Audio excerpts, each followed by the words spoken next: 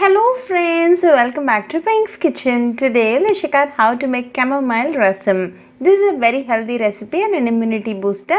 Very easy to make, so let's quickly check out the ingredients and get started. 2 mortar pestle, add a teaspoon of peppercorns and 1 teaspoon of jeera. Grind this to a fine powder.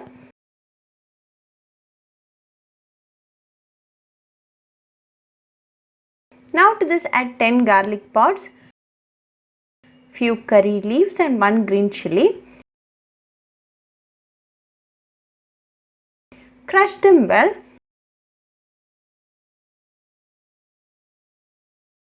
Keep this ready. Now let's start the preparation.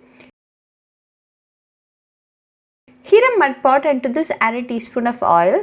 When the oil is nice and hot, add 1/4 teaspoon of Fenugreek, 1/4 teaspoon of Jeera, 2 dried red chillies, few curry leaves, a pinch of Asafoetida,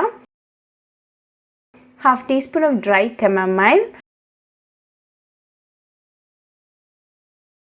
the crushed ingredients, 2 ripe tomatoes finely chopped, a teaspoon of salt and 1/4 teaspoon of turmeric powder.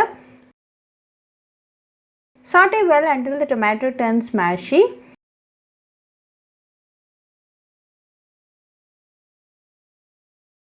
Now the tomato is cooked well, so go ahead and add half cup of tamarind juice and 2 cups of water.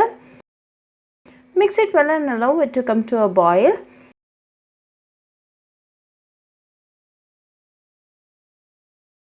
Once it starts to boil, sprinkle some chopped coriander leaves. Now a delicious chamomile rasam is ready.